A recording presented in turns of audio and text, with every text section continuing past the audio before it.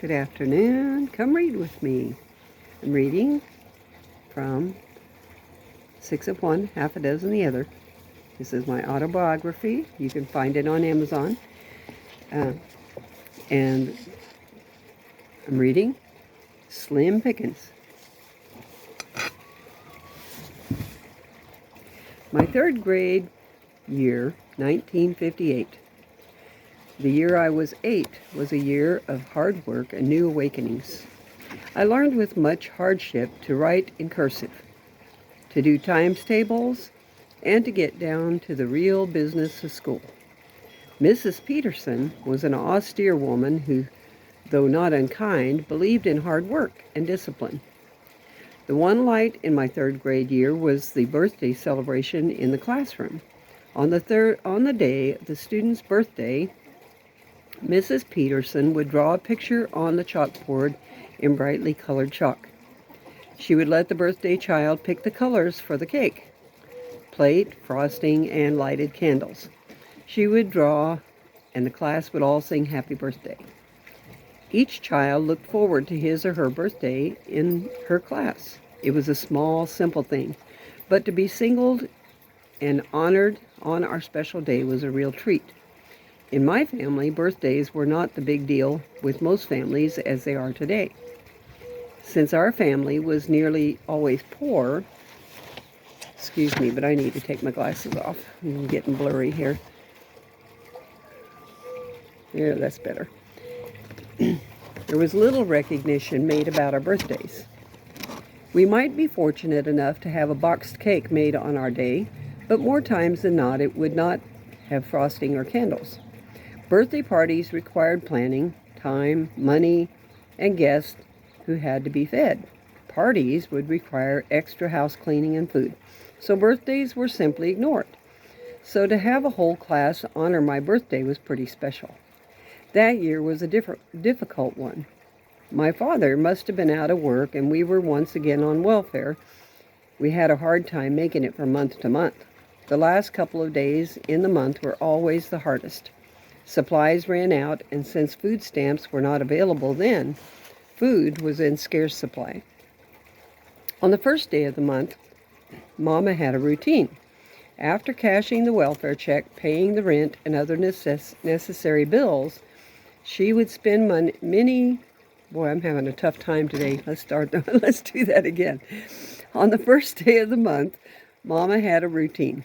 After cashing the welfare check, paying the rent, and other necessary bills, she would spend many hours driving from grocery store to grocery store trying to find the best bargains in order to feed the family. The day before shopping, she would look through all the shopping ads and circle the items on sale so that she could make what little money she had go further. Although her efforts were gallant, the food seldom lasted until the end of the month. One bonus, though, was the green stamps. Blue chip or gold bond stamps she received each time she shopped at stores or gas stations who gave them away. For each stamp, a specified amount of money must be spent at that particular store. Occasionally, the stores would run promotions offering double stamps. When that happened, it was easier to fill the little squares in the stamp books. When the stamps had all been pasted into the pages of the saver books, the full books could then be saved or taken to the stamp redemption store and traded for goods. It took a lot of stamp books to get anything of consequence. It was fun to look through the catalog and plan for some particular item. Mama got Bibles for the children who were able to read with the books of stamps.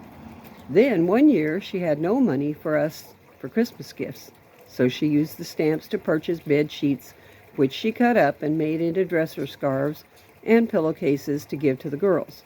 She had purchased a large number of embroidery iron-on transfers at the Good Samaritan thrift store for 1 cent apiece. She ironed the embroidery designs onto the pillowcases that she had sewn and scarves and put them along with needles and embroidery thread into wooden boxes she also made for us. The box lids were hinged with piano hinges and had a padded top on the inside, which she edged with quarter-round molding. The stamps went the way of many things. When the independent grocery stores were displaced by the new supermarkets, Safeway was the first to convert. They advertised for cheaper prices and no more need for savings stamp. The stamps were soon gone, but as for the prices, well, that hardly changed. Other grocery chains soon followed, and within a few years, the stamps were entirely obliterated. We ate lots of beans and potatoes, biscuits and gravy, chicken backs, which she got for 10 cents a pound at Green's Market in Highway City, spaghetti, usually with onions but no meat, and the canned commodities she got from the welfare. Those included powdered milk, peanut butter, canned pork, it was a lot like Spam, and powdered eggs.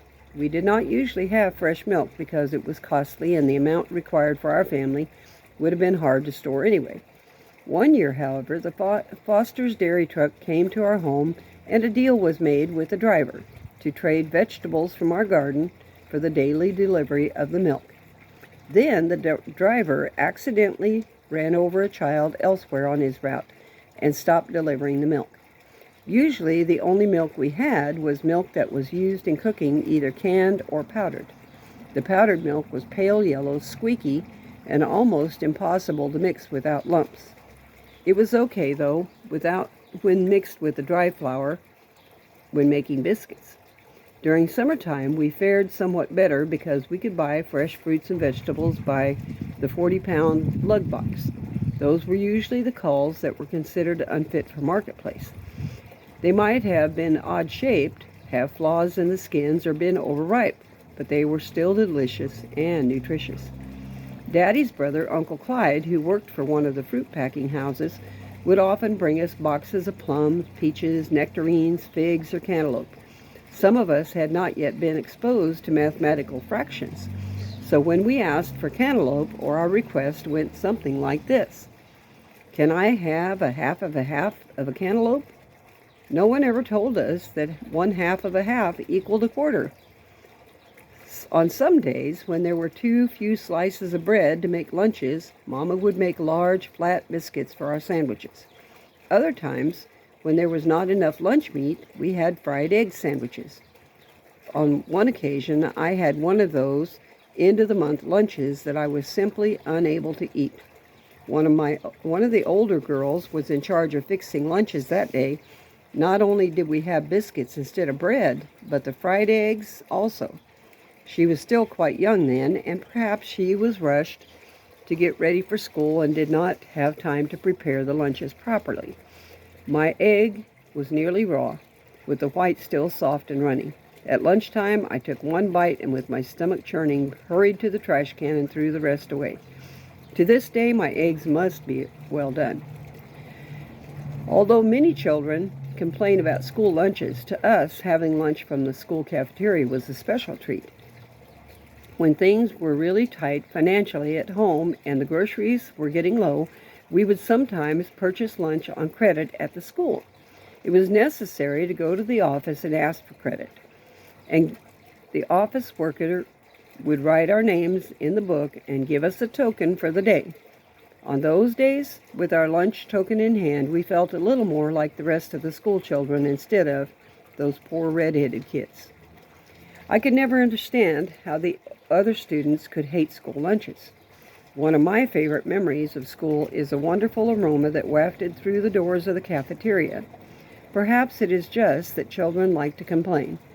Other days, there were simply not enough groceries in the house to make lunches for all the children. On those days, we would walk the couple of blocks to our home, and Mama would fix us something to eat for lunch. On one such occasion, she made us French fries. I was more concerned with getting back to school to play with my friends. I gobbled up my lunch without chewing it well. Shortly after returning to the classroom, my lunch suddenly and unexpectedly came back up. I insisted to the teacher that I was fine, but she sent me home for the rest of the day. Another day, toward the end of the month, when the food supply was depleted, I went home for lunch, and all that was left in the house was 1 can of pumpkin. Mama did her best. There was no sugar to put with it, so she fried the pumpkin in a skillet and gave it to us. I love pumpkin pies, but I still cannot eat baked squash. It tastes just like that fried pumpkin with no sugar. Mrs. Peterson, though stern, cared a great deal about her students.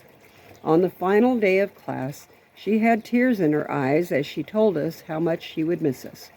I was very moved by this show of affection and related the incident to those at home. I expected them to be as moved by it as I had been. They were moved, all right, moved to laughter. The older children teased me and asked me, "What makes you think she was sad because you were leaving?" "Because she blew her nose and wiped her eyes," was my reply. "I'd cry too if I had snot in my eyes," someone said, evoking more guffaws of laughter from the rest. The tender moment was gone forever. Fourth grade in my 9th year was an especially interesting one because my teacher was a man. Mr. Appleton loved teaching and we enjoyed his class. I think every girl in the 4th grade was enamored of him. He was a real cut-up and was always keeping up with the newest trends. 1959, as I remember it, was the year of Velcro. Mr. Appleton came to school wearing a new jacket that had, in place of a zipper, Velcro fasteners. We were duly impressed and followed him around all day, asking him to show us how this amazing new product worked. Velcro was actually invented in 1948 by George de Mestral, but he did not complete his work on it until 1955. By 1959, it had become mainstream. I sort of tagged along, let everyone else do the asking. I was extremely shy and would no more venture a question to a teacher than would a fish fly. Gerald was born on May of 1959. May 7th, actually, of 1959. The last of the 5 boys. He was also a blonde. He had a round head and big blue eyes. He was a real novelty after the 3 girls. We children acted like he was our living doll. We played house with him, dressed him up, and used him for our own entertainment.